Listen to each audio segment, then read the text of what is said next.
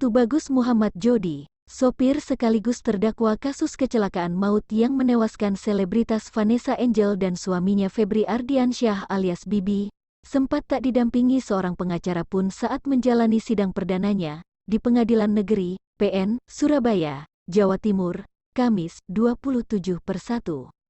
PLT Kepala Divisi Pemasyarakatan Kanwil Kemenkumham Jatim Gun-Gun Gunawan pun suara perihal Jody yang tak didampingi pengacara itu. Menurutnya, hal tersebut karena kemauan Jody sendiri, karena tak mau membebani keluarganya.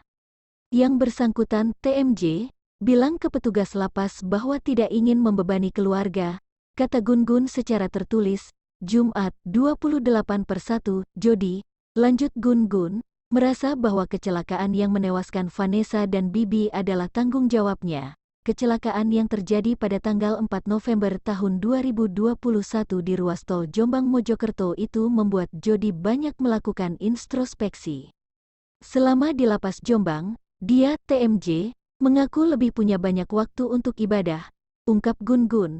Saat ini memang pihak lapas Jombang masih membatasi ruang gerak Jody, karena hingga sepekan ke depan, ia masih harus mengikuti orientasi di blok khusus pengenalan lingkungan lapas. Sebelumnya, sopir Vanessa Angel, Tubagus Muhammad Jody, akhirnya menjalani sidang perdana kasus kecelakaan maut yang menewaskan Vanessa beserta suaminya Febri Ardiansyah alias Bibi. Dalam sidang itu Jody didakwa sejumlah ancaman pasal.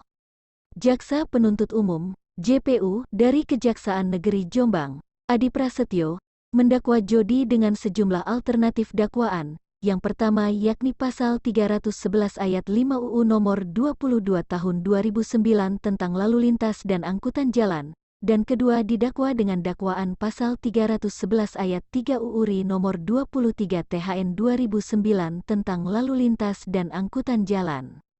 Sedangkan alternatif dakwaan kedua, terdakwa Jody telah melanggar pasal 310 ayat 4 UU RI nomor 22 tahun 2009 tentang lalu lintas dan angkutan jalan, dan kedua melanggar pasal 310 ayat 3 UU RI nomor 22 tahun 2009 tentang lalu lintas dan angkutan jalan, kata JPU di PN Jombang, Kamis 27/1.